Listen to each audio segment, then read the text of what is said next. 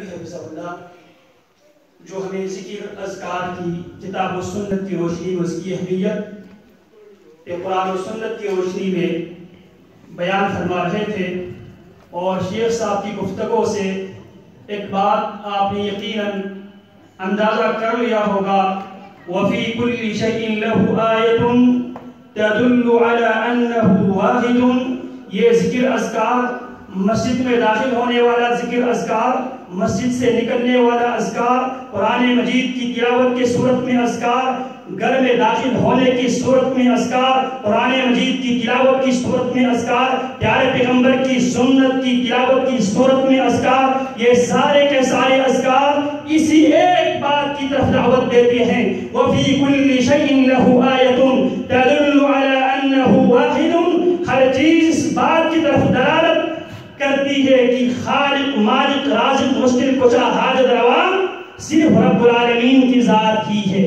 اسی لیے رب العالمین نے نماز کے بارے میں فرمایا وَأَقِمِ الصَّلَاةَ لِذِكْرِي۔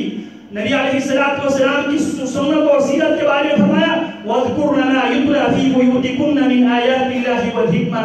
اسی طرح اللہ رب العالمین نے فرمایا أَلَا بِذِكْرِ اللَّهِ تَطْمَئِنُّ الْقُلُوبُ۔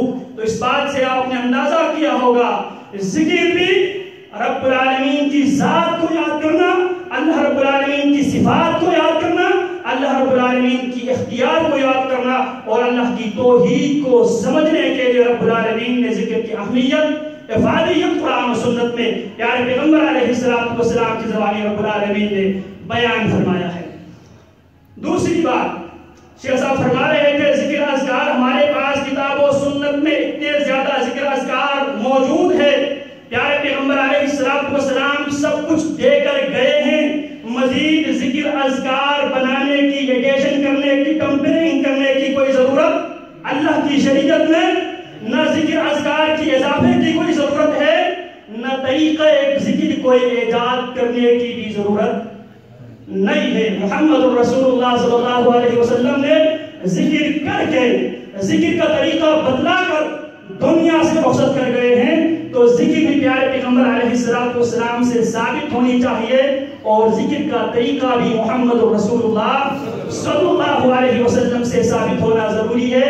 ذکر اور اذکار کے لیے مزید اضافہ اور ترمیم کی کسی کے پاس اللہ رب العالمین نے اتھارٹی نہیں دیا ہے۔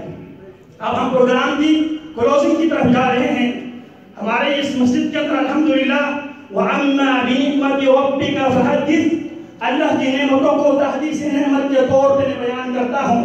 الحمدللہ یہ مسجد اب کل وقتی مسجد بن چکی ہے، الحمدللہ صبح سے لے کے عشاء تک، عشاء کی نماز کے بعد تک تعلیم و تربیت کا سلسلہ اللہ رب العالمین کی توفیق، اللہ کی مدد اور ہمارے احباب کی دلچسپی کی وجہ سے الحمدللہ اب یہ مسجد کل وقتی مسجد اب بن چکی ہے الحمدللہ۔ خواتین بھی یہاں پہ قرآن مجید کی ترجمہ تفسیر پڑھنے کے لیے ہفتے میں 4 دن یہاں پہ آتے ہیں، اور بچے صبح کے نماز کے بعد سے لے کے عشاء کی نماز تک ہمارے ہاں یہ سلسلہ الحمدللہ جاری ہے۔ اللہ رب العالمین مزید برکت عطا فرمائیں۔ جو احباب اس میں تعاون کر رہے ہیں اللہ رب العالمین ان کی کوششوں کو، کاوشوں کو، محنتوں کو قبول و منظور فرمائیں۔ اب ہم اس پورے ایریے میں ایک منفرد کام ہمارے محترم قاری عمیر صاحب اللہ ان کی محنت کو قبول فرمائے، انہوں نے ایک سلسلہ شروع کیا ہے قرآنک کمپیوٹر کے حوالے سے۔ ہمارے انشاءاللہ 2 ننھے منھے بچے آپ کے سامنے انشاءاللہ اپنی صلاحیت کا اظہار کریں گے، لیکن اس سے پہلے یہ ذکر کا مجلس ہے۔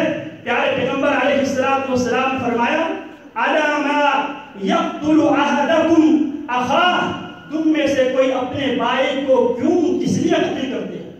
جب اس میں کوئی ایسی چیز آپ کو دکھائی دے جسے آپ پسند کر لے تو اس کے لیے برکت کی دعا کیا کرے، اللہ مزید برکت عطا فرمائے۔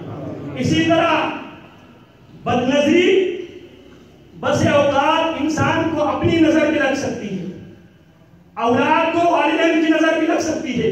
پیارے پیغمبر علیہ السلام نے سورہ کہف کو جمعہ کے دن تلاوت کرنے کا نبی علیہ السلام نے حکم دیا، اور سورہ کہف میں ایک واقعہ ذکر ہوا وَلَوْلَا إِذْ دَخَلْتَ جَنَّتَكَ شاء اللہ لا حول ولا قوت الا باللہ، قلت ما شاء اللہ. بس اوقات انسان کی اولاد پر، انسان کی دولت پر انسان کی اپنی نظریں بد لگ سکتی ہیں، تو لہذا ما شاء اللہ کہنا، تبارک اللہ کہنا، ان بچوں کے لیے برکت کی دعا کرنا، یہ ہماری ذمہ داری ہے، یہ اسلامی تربیت ہے. تو یہاں پہ انشاءاللہ ہمارے ایک بچہ ہے عبدالعزیز، جو ہمارے ساتھی جلال صاحب کا صاحبزادہ ہے، وہ انشاءاللہ آپ کو ترجمے کے ساتھ اور ریفرنس کے ساتھ حدیث کتاب کی ریفرنس انشاءاللہ دیں گے، اور ساتھ ساتھ حدیث کا انٹرنیشنل نمبر کے مطابق وہ آپ کو بتائے گا نماز کی یہ دعا نبی علیہ السلام کی حدیث میں، اور جس حدیث کو محدث نے فلانا کتاب کی فلانا نمبر حدیث ہے، انشاءاللہ وہ آپ کے سامنے بیان کریں گے. میں دعوت دیتا ہوں عبدالعزیز جو ہمارے عبدالرحیم جو ہمارے بھائی اجلال کے فرزند ہے، اور یقیناً یہ حقیقی معنوں میں والدین کے لیے یہی سرمایہ ہے.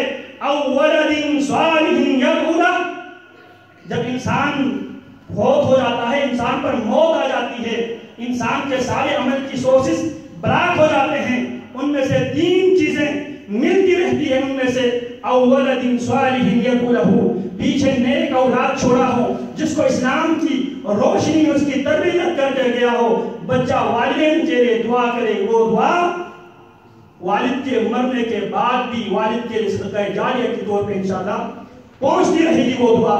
تو احباب نے اس کے لیے دعا بھی کرنا ہے کہ اللہ رب العالمین مزید اس کو قرآن و سنت کو یاد کرنے کی توفیق عطا فرمائے، اللہ اس کو استقامت دے، اللہ اس کو اپنے والدین کے لیے، فیملی کے لوگوں کے لیے اللہ رب العالمین باعث برکت بنائے.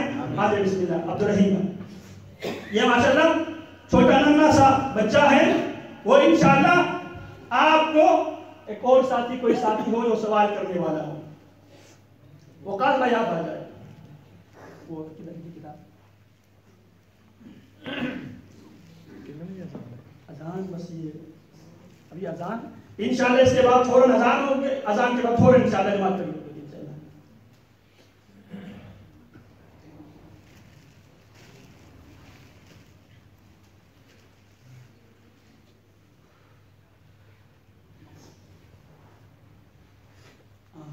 جو بھی سبحانک اللہم و بحمدک، یہ آپ اس سے پوچھیں، وہ آپ کو انشاءاللہ بتا دیں گے. کوئی بھی دعا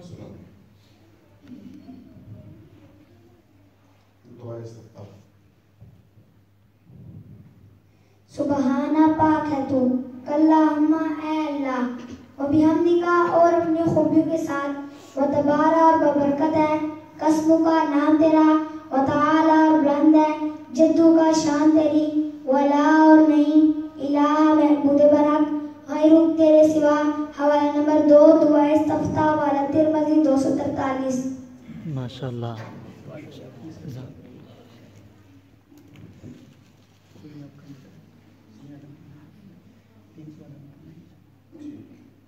دو سجدوں کے درمیان کی دعا.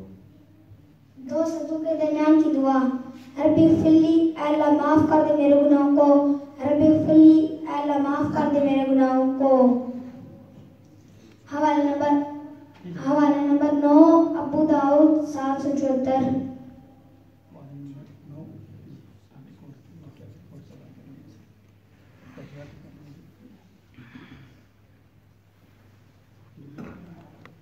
آخری تشہد کی دعا.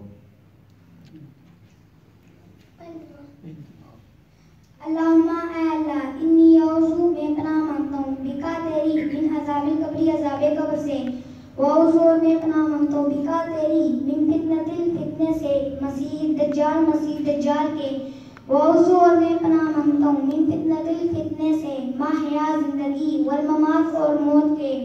اللہم اے اللہ، انی اعوذ میں پناہ مانگتا ہوں بکا تیری من المعصمی گناہ سے، والمغرم اور کار سے.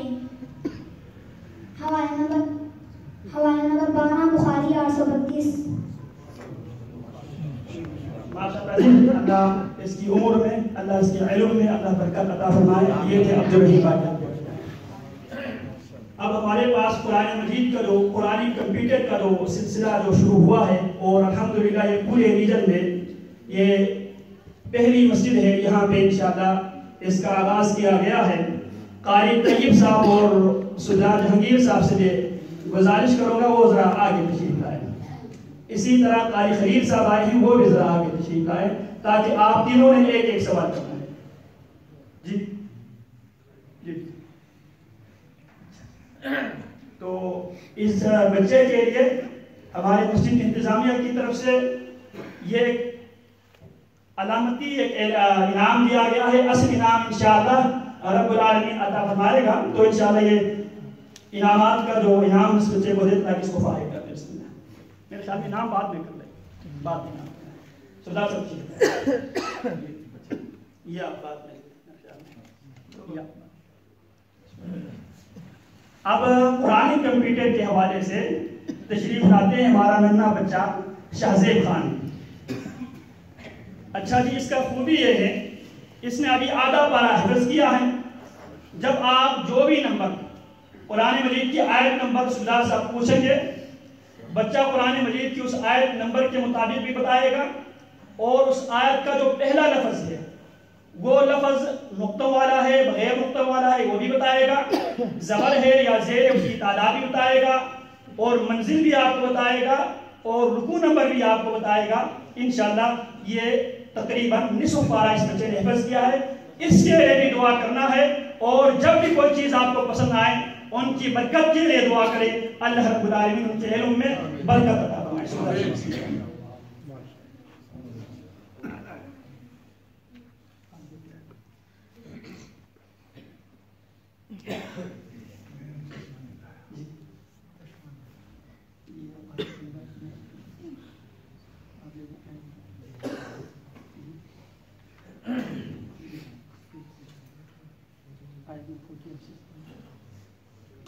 آیت نمبر 46 اعوذ باللہ من الشیطان الرجیم بسم اللہ الرحمن الرحیم. پارہ نمبر 1 منزل نمبر 1 سورت نمبر 2. اس سورہ کا نام سورۃ بقرہ ہے. یہ سورہ مدنی ہے. بندش مکمل قرآن میں 28 ہے. اس سورت میں آیاتوں کی تعداد 286 ہیں اور 40 رکوع ہیں. آیت نمبر 46. اس آیت کا پہلا الف ہے. الف پورے قرآن میں 58,872 مرتبہ آیا ہے. الف کے اوپر زبر ہے. زبر پورے قرآن میں 53,242 مرتبہ آئی ہے. الذین یظنون انہم ملاقو ربہم وانہم الیہ راجعون. آیت نمبر 47. یا بنی اسرائیل اذکروا نعمتی التي أنعمت عليكم وأني فضلتكم على العالمين. سوال آپ کریں. ایک اور آیت نمبر بتا دیں. آیت نمبر 32. بسم اللہ الرحمن الرحیم. بسم اللہ الرحمن الرحیم. پارہ نمبر 1 منزل نمبر 1 سورت نمبر 2. اس سورہ کا نام سورۃ بقرہ ہے. یہ سورہ مدنی ہے. مکمل قرآن میں 28 ہے. اس سورت میں آیاتوں کی تعداد 286 ہیں اور 40 رکوع ہیں. یہ پارے کا پہلا پاؤ ہے. پہلے پاؤ 5 رکوع ہیں. پہلے پاؤ کا چوتھا رکوع ہے.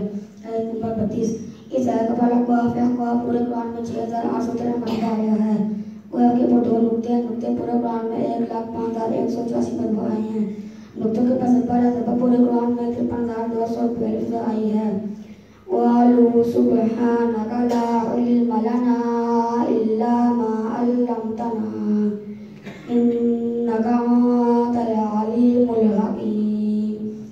قَالَ يَا آدَمُ أَنْبِئْهُمْ بِأَسْمَائِهِمْ فَلَمَّا أَنْبَأَهُمْ بِأَسْمَائِهِمْ قَالَ أَلَمْ أَقُل لَّكُمْ إِنِّي أَعْلَمُ غَيْبَ السَّمَاوَاتِ وَالْأَرْضِ وَأَعْلَمُ مَا تُبْدُونَ وَمَا كُنتُمْ تَكْتُمُونَ. اب قاری عمیر صاحب جو اس مدرسے کا استاد ہے ان سے میں منتمس ہوں. وہ آخری سوال اپنے مزاج کے مطابق اپنے شاگرد سے خود کریں. قاری عمیر صاحب آئیں.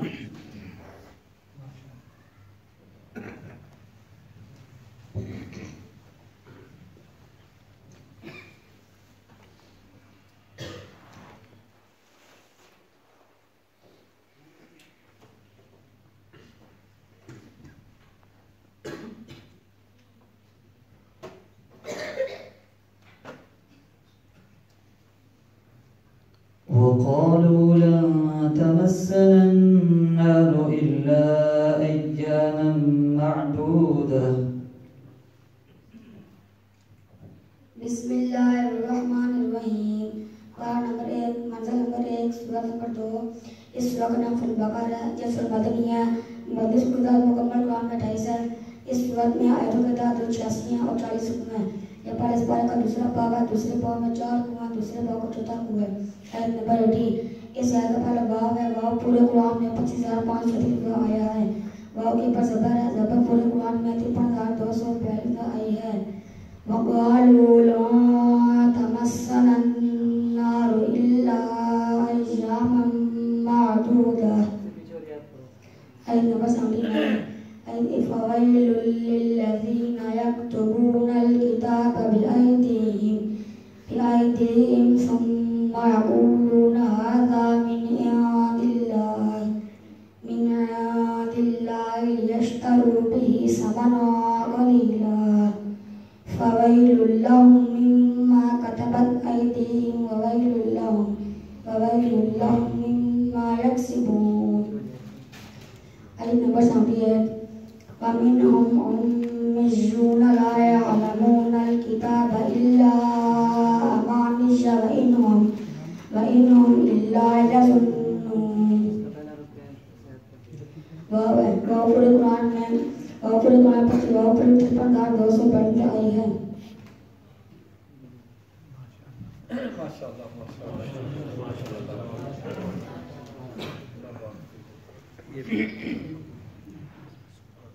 ماشاءاللہ. اللہ رب العالمین مزید برکت عطا فرمائے. نظر بد سے ان روحانوں کو اللہ رب العالمین محفوظ فرمائے. دعا کریں اور کوشش کریں اپنے بچوں کو بھی اسی انداز میں قرآن مجید کو یاد کرنے کی، نمازوں کو نبی علیہ السلام کی سنت کے مطابق ریفرنس کے ساتھ یاد کروانے کی اہتمام کرے. یہی حقیقی معنوں میں انسان کا سرمایہ ہے. اللہ رب العالمین ان کی بھی حفاظت فرمائیں اور جو احباب یہاں پہ تشریف لائے ہیں اللہ رب العالمین ان کو بھی ذوق و شوق عطا فرمائے. اب ان کے لیے ہمارے جو انتظامیہ کی طرف سے اور کچھ ساتھیوں کی طرف سے انعامات کا بندوبست کیا گیا ہے، تو میں گزارش کروں گا شیخ جمیل صاحب سے یہ انعامات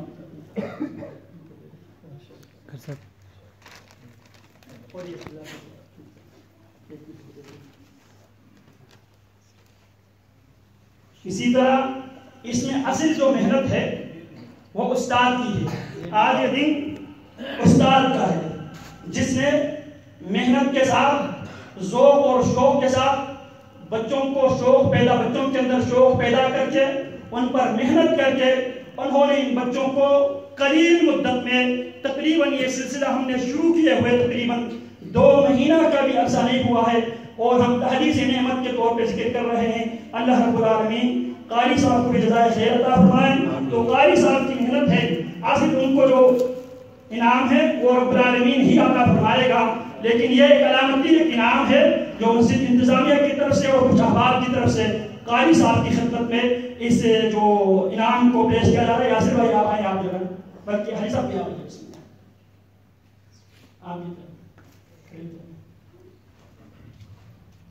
قاری صاحب آ جائیں اس کی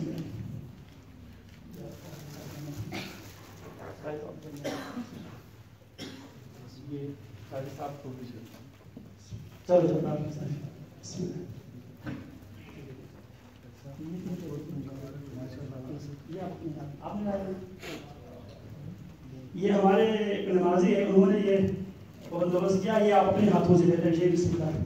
اللہ قبول فرمائے. اب انشاءاللہ اذان ہوگی، اذان کے فوراً بعد جماعت کھڑی ہوگی. جماعت کے بعد احباب کے لیے کھانے کا اہتمام کیا گیا ہے. احباب کھانا کھا کے تشریف لے جائیں اور ساتھ جو ذکر کی حوالے سے ہماری مجلس تھی تو لہٰذا سبحانک اللہم و بحمدک اشہد ان لا الہ الا انت استغفرک و اتوب الیک.